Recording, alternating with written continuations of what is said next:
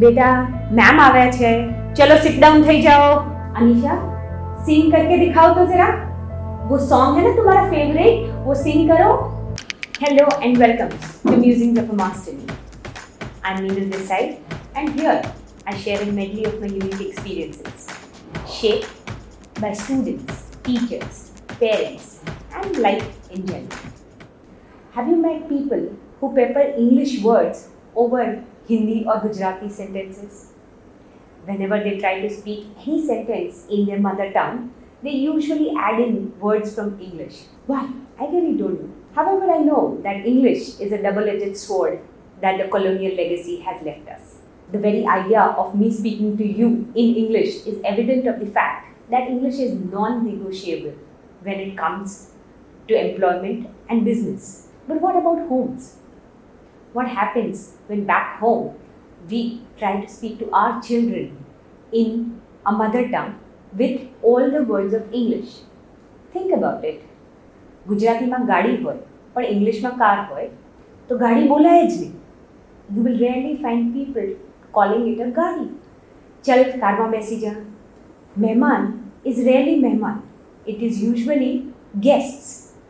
While mehman itself is an Urdu word, but mehman is evaporating. Guests are taking over. The same is with chopdi and books. Chopdi koi bole જ નહીં. Kitab ya chopdi is a word that has gone, that has evaporated. It is always books. Now, I also know that languages are ever evolving. That whatever words we may have today have come from certain languages. Hindi and Gujarati and all Indian languages have adopted words from English, and so has English. There isn't a single stand of original language.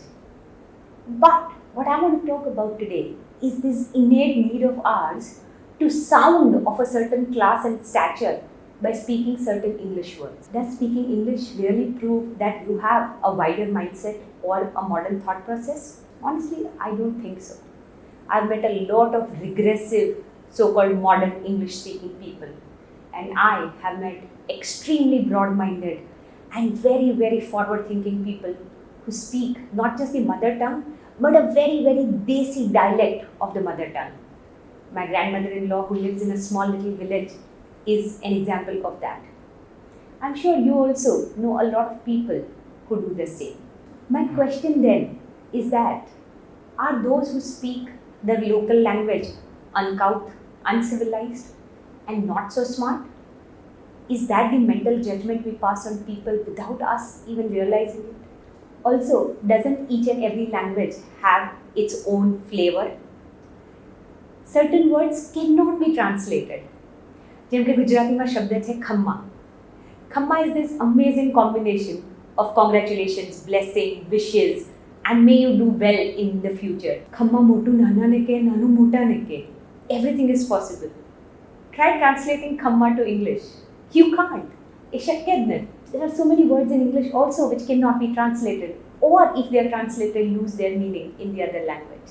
India is a blessed space that has so many languages and so many different ways of expressing one's own self. Do we need to choose one over the other? Do we need to rub one off on the other? I understand and totally agree that English is the language of the business world of the future when it comes to work and space. And schools like ours promote English, and I totally get it. But what do we do as parents back home? What do we do as individuals? Do we really let that rub off in our day-to-day life there too? Do we feel bad about our children speaking in the mother tongue when it comes to having discussions back home? શું આપણે એમની જોડે એ ભાષામાં વાત કરવી ના જોઈએ? અને કરીએ છીએ તો કઈ રીતે કરીએ છીએ? What has been your experience with English peppering or being garnished over our mother tongue?